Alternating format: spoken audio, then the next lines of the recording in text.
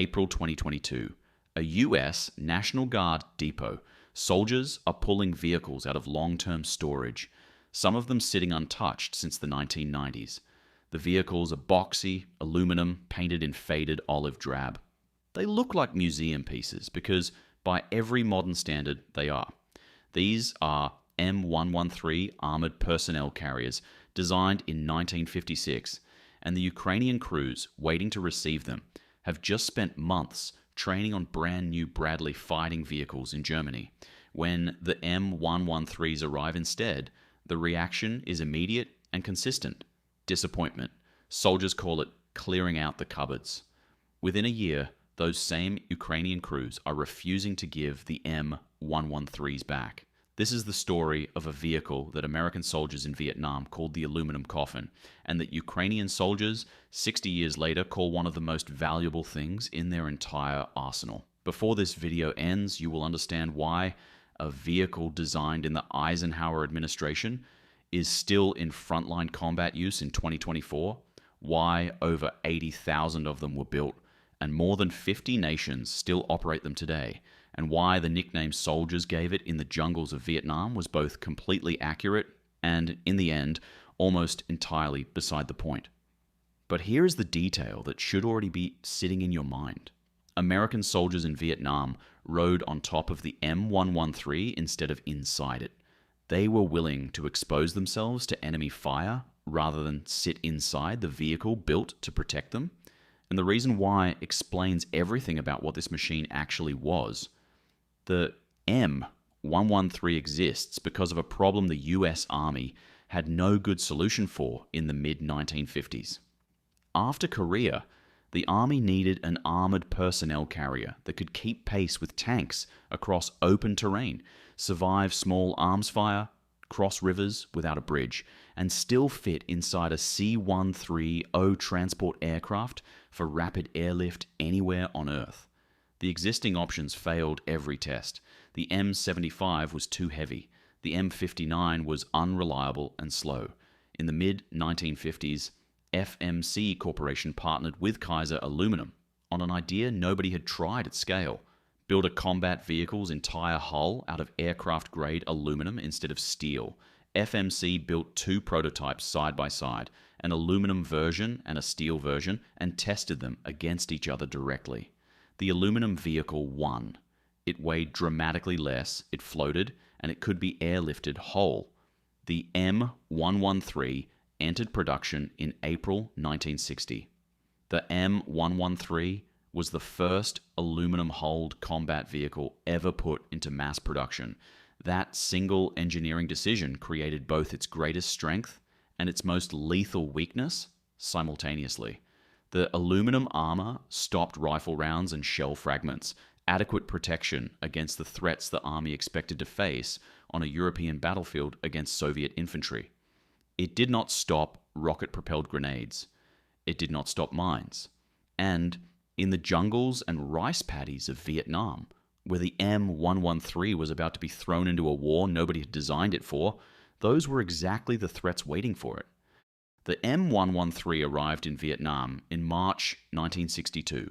32 vehicles, handed to the South Vietnamese Army under the American Advisory Program. Vietnamese crews immediately discovered something the engineers in Michigan had not anticipated. The M113 could cross rice paddies and shallow rivers that swallowed wheeled vehicles whole. Using its tracks for propulsion in water, just as it did on land, it could smash through dense jungle thickets that would have stopped a truck completely. The Viet Cong, who had never faced a vehicle like this, gave it a name that has survived in military histories ever since: the Green Dragon.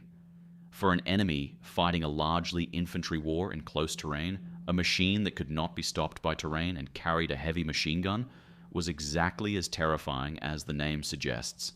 American soldiers riding inside the M113 learned something different, and they learned it the hard way. A rocket-propelled grenade hitting the aluminum hull did not behave like one hitting steel armor. The aluminum spalled, fragmenting on the interior side of the impact, throwing shrapnel through the crew compartment even when the round itself did not fully penetrate. Mines detonating beneath the hull that turned the vehicle's own flaw into a lethal projectile. The casualties from these mechanisms were severe enough that crews developed a standing nickname for their own vehicle, the aluminum coffin. And then they did something that defined the entire American experience of the M113 in Vietnam. They stopped riding inside it. Troops removed the heavy access hatches and rode on top of the hull instead, exposed to small arms fire, but able to jump clear instantly if the vehicle hit a mine or took an RPG hit. They stripped off the mud flaps and track shrouds to speed up field repairs. They pulled the commander's and driver's seats entirely, replacing them with empty C ration crates so crews could sit higher and see further over the vehicle's edges. They extended the driver's steering levers so the vehicle could be operated from the top hatch rather than from inside. None of these modifications came from a manual. They came from soldiers who had calculated through hard experience that the statistical risk of small arms fire on top of the vehicle was lower than the risk of dying inside it if it hit a mine. The aluminum coffin earned its name, and the soldiers who used it anyway, riding exposed on its roof through the most dangerous terrain in Vietnam, made it one of the defining images of the entire war. The M113 went on to serve in nearly every significant armored conflict of the late 20th century. The Six-Day War, the Yom Kippur War, the Indo-Pakistani Wars of 1965 and 1971, the Turkish invasion of Cyprus, the Lebanese Civil War, the 1982 Lebanon War. Through the 1980s, the United States Army gradually replaced it on the front line with the M2 Bradley, a vehicle with genuinely better armor, a stabilized cannon, and modern fire control. The M113 should have ended its career there. Retired to museum displays and historical markers, it did not. It was reclassified as a combat support vehicle, an armored ambulance, a mortar carrier, an engineering vehicle, a command post. And in those secondary roles, it kept being built, kept being exported, and kept being used by armies that needed something simple, reliable, and cheap enough to operate in quantity. That brings the story back to April 2022 and the National Guard depot and the Ukrainian soldiers who were disappointed to receive aluminum boxes from the 1960s instead of modern Bradleys. What changed their minds was exactly the same calculation American soldiers made in Vietnam 60 years earlier, except now with 60 additional years of battlefield modification built into every vehicle. Modern M113 variants delivered to Ukraine carry composite applique armor that the original Vietnam-era hulls never had. They are simple enough that Ukrainian mechanics, working with limited parts, supply chains, and battlefield improvised repairs, can keep them running without the specialized maintenance infrastructure a Bradley requires. They are numerous. The US has thousands sitting in reserve, decades of production runs, creating a stockpile that modern, expensive vehicles will never match.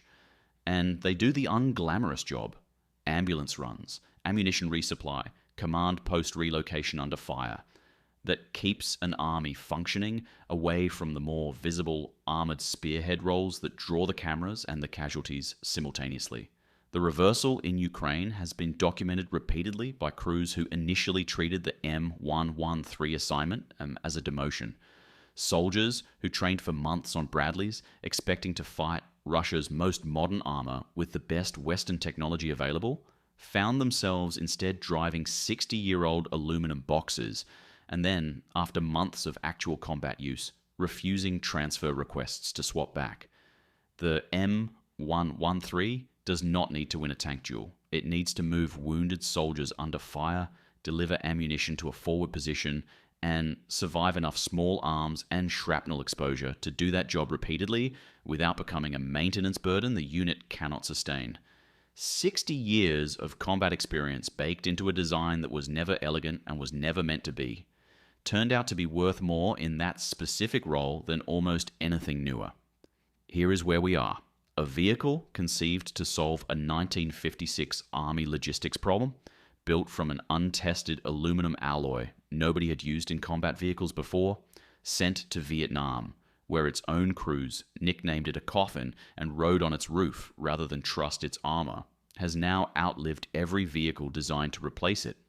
More than 80,000 built, more than 50 nations still operating it, 65 years of continuous service and counting. It is in Ukraine right now, doing the unglamorous work that keeps a war effort functioning, driven by soldiers who initially did not want it and now will not give it back. The aluminum coffin never stopped being dangerous. It just turned out to be useful for far longer and in far more wars than anyone in 1960 had any reason to expect. Subscribe. Next week, we cover the vehicle the US Army actually built to replace it, and why, in some units, the replacement still has not fully replaced it,